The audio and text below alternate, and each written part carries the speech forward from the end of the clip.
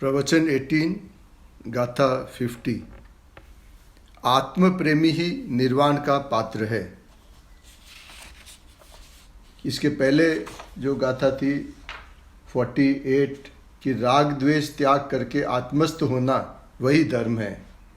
राग द्वेष दोनों को छोड़कर वितराग होकर जो अपने भीतर आत्मा में वास करता है, आत्मा में विश्राम करता है, उसी को जिनेंद्र ने धर्म कहा है। यही धर्म पंचम गति मोक्ष में ले जाता है। और हमने छोड़ने का, राग द्वेष छोड़ने का क्रम देखा था कि प्रथम द्वेष यानी अशुभ को छोड़ना, फिर दूसरा है राग जो अप्रशस्त राग है कुटुंब आदि, उसको छोड़ना, और फिर तीसरा है प्रशस्त राग देव शास्त्र गुरु के प्रति राग है, उसको भी छोड़ना। विकल्प प्रतिबंध से भी ऊपर उठना है।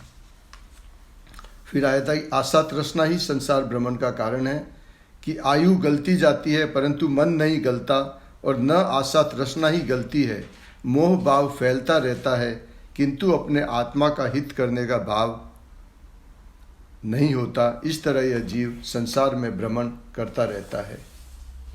अब अगला है कि आत्म प्रेमी ही निर्वाण का पात्र है। योगी महात्मा कहते हैं कि हे योगी जनों, मन जैसे विषयों में रमण करता है, यदि वैसा यह मन आत्मा के ज्ञान में रमण करे तो शीघ्र ही निर्वाण को प्राप्त करे। 49 गाथा में तो कहा था कि आयु घटती जाती है फिर भी तृष्णा नहीं घटती, ये भी हम देख रहे थे। बढ़ती है क्योंकि इसे आत्मा के स्वभाव का प्रेम नहीं है। एक और आत्मा और एक तरफ पुण्य पाप के विकल्प राग, शरीर, वाणी, कर्म और बाह्य सामग्री है। जिसे बाह्य सामग्री के प्रति प्रीति है उसे तृष्णा बढ़ जाती है। भगवान आत्मा शुद्ध संतोष का पिंड, आनंद का कंद है। आत्मा के अंतर प्रेम के बिना बाहर की चीज के प्रेम से अंदर शुभ राग का, पुण्य का प्रेम होवे तो भी वह तृष्णा का वर्धक प्रेम ही है। तृष्णा क्यों नहीं घटती? कि पर में इसका प्रेम नहीं घटता। इस आत्मा की अंतर्दृष्टि के बिना, आत्मा के अंतर के आनंद के प्रेम बिना, उसके अनुभव बिना गुरु के पास सुने या शास्त्र पढ़े सब निष्फल है। जैसे मृग मरीचिका में पानी नहीं परंतु सरोवर में पानी है, वैसे ही जगत के किसी पदार्थ में आत्मा को सुख नहीं है, आत्मा में ही सुख है। भगवान आत्मा से विरुद्ध परिणाम का प्रेम इसे तृष्णावर्धक है। आत्मा का प्रेमी निर्वाण का पात्र है। पर का प्रेम छोड़कर पुण्य पाप का, शरीर, मन, वाणी, सारी दुनिया, आत्मा के अतिरिक्त सबका प्रेम छोड़कर जिसे आत्मा आनंद कंद का प्रेम लगा, उसे यहाँ योगी कहते हैं, उसे यहाँ धर्मी कहते हैं। जैसा प्रेम तुझे पर में है वैसा प्रेम यदि आत्मा में करे तो अल्पकाल में तेरी मुक्ति होगी। इसे शब्द में, रूप में, गंध में, स्पर्श में, देव शास्त्र गुरु में या स्त्री कुटुंब परिवार में या आत्मा के अतिरिक्त किसी भी कर्म और शरीर आदि में जैसा मन वहाँ लीन होकर रमता है, यहाँ ऐसा कहना है कि वह तेरा ही पुरुषार्थ है कि जहाँ पर में तू रमता है। भगवान आत्मा पूर्ण शांत आनंद का रस है। उसका जिसे प्रेम नहीं लगा और जिसे प्रेम बाह्य पदार्थों में उल्लसित वीर्य से अटका है, कहते हैं कि जैसे भाव से पर में प्रेम से अटका है, वह तेरे उल्टे पुरुषार्थ से अटका है, कर्म के कारण नहीं है, किसी अन्य के कारण नहीं। अब करना क्या है? अब गुलाट खा। गुलाट अर्थात आत्मा के आनंद में प्रेम कर तो क्षण में तेरी मुक्ति होगी। और यह तेरे अधिकार की बात है। कर्म घटे और हो ऐसे उसके साथ कोई संबंध नहीं। तू ऐसे रमता है अभी बाहर में, वैसा ऐसे स्व में रम, ऐसा कहा है। हे आत्मा, आत्मा में रति कर। इसका अर्थ यह है कि देह की क्रिया मुझे लाभदायक है, पुण्य पाप के परिणाम मुझे लाभदायक है, ऐसा जो मानता है उसे आत्मा में रति नहीं है। तेरा प्रेम पर ने लूट लिया है। पैसा कमाने में, प्रसिद्धि पाने में पर का प्रेम छोड़ता नहीं है। जिसे आत्मा का प्रेम हुआ इसलिए वहीं उसकी रुचि बारंबार जाती है। संसार के प्रेमी संसार की कोई भी विविध प्रकार की चीज़ देखकर उनमें प्रेम करते हैं। खाने बैठा हो और विविध प्रकार के नमूने खाने में परोसे तो वहीं इसे लक्ष्य रहता है।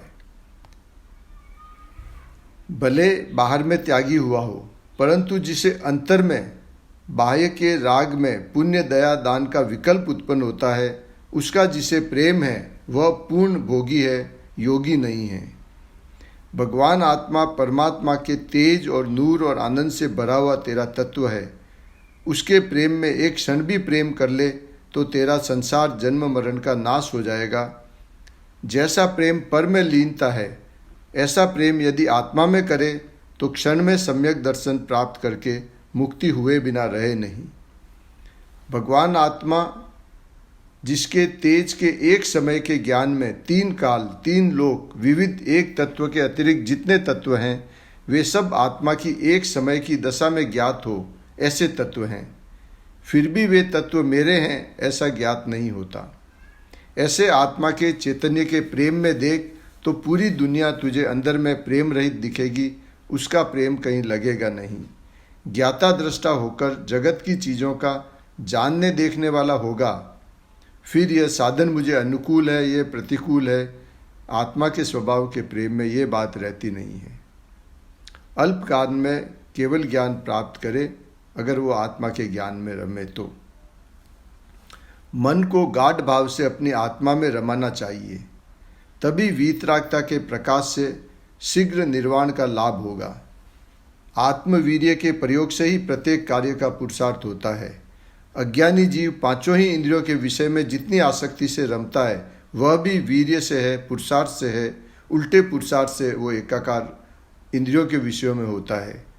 वीतराग अब ऐसा कहते हैं कि सुनने के प्रेम को भी तू छोड़, पर में एकाकार होकर जुलस गया है। अतः एक बार गुलाट खा, पर का प्रेम छोड़कर यहाँ प्रेम कर, अपना प्रेम कर तो परमात्मा हुए बिना रहेगा नहीं।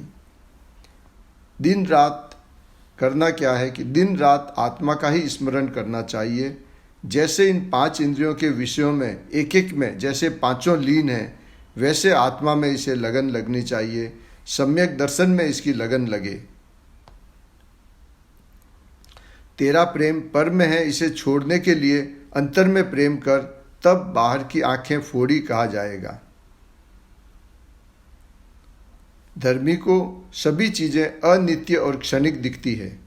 एक नित्यानंद भगवान आत्मा दृष्टि में आने पर सब चीज़ें क्षणिक है, नाशवान है। मैं अविनाशी आत्मा हूँ, एक अविनाशी मैं हूँ, बाकी सब नाशवान है। शुद्ध निश्चय नय से उसे जिस प्रकार अपना आत्मा परमात्मा रूप शुद्ध दिखता है, उसी प्रकार प्रत्येक आत्मा परमात्मा रूप शुद्ध दिखता है।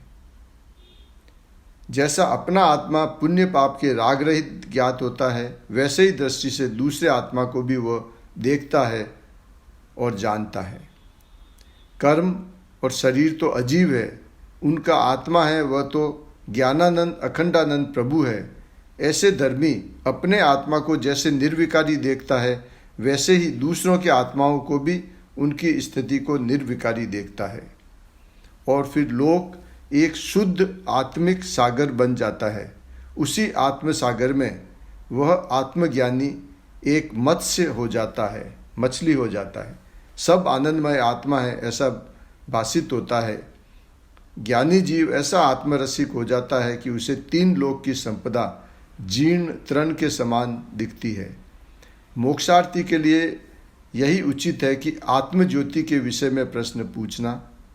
कैसे प्रश्न करे कि आत्मा कैसा, आत्मा कैसे प्राप्त हो, आत्मा में क्या है, आत्मा प्राप्त हुए तो उसे क्या दशा हो। मोक्षार्थी को ऐसे प्रश्न पूछना चाहिए। अनुभव प्रकाश के दृष्टांत में कहा था कि पानी में मीन प्यासी। ये एक दृष्टांत बताया था कि जैसे मछली बाहर नजर करती है इसलिए उसे पानी नहीं दिखता, ऐसे ही अंदर नज़र से दिखता है, पानी अंदर नज़र से दिखता है। इसी प्रकार यह अनादि का आत्मा पुण्य और पाप, राग और द्वेष, देह आदि की क्रिया बाहर को देखता है, परंतु अंदर में चिदानंद जल से भरा हुआ समुद्र है, उसे नहीं देखता। अनाकुल आनंद और ज्ञान का सागर अंदर है, परंतु नज़र करे तब। इसे तो नज़र करने का समय नहीं मिलता, इसलिए कहते हैं कि इस आत्मा के प्रश्न करना आत्मा की इच्छा करना, आत्मा का दर्शन करना, इसकी लगन लगाना, दूसरी लगन छोड़कर विकार और फल और अमुक की, ऐसा पुण्य किया और उसका फल क्या आएगा, इसको छोड़। भगवान आत्मा सच्चिदानंद मूर्ति है, वहाँ देख, वहाँ तुझे शांति मिले, ऐसा है। बाहर के क्रियाकांड में कहीं भी धूल भी नहीं है।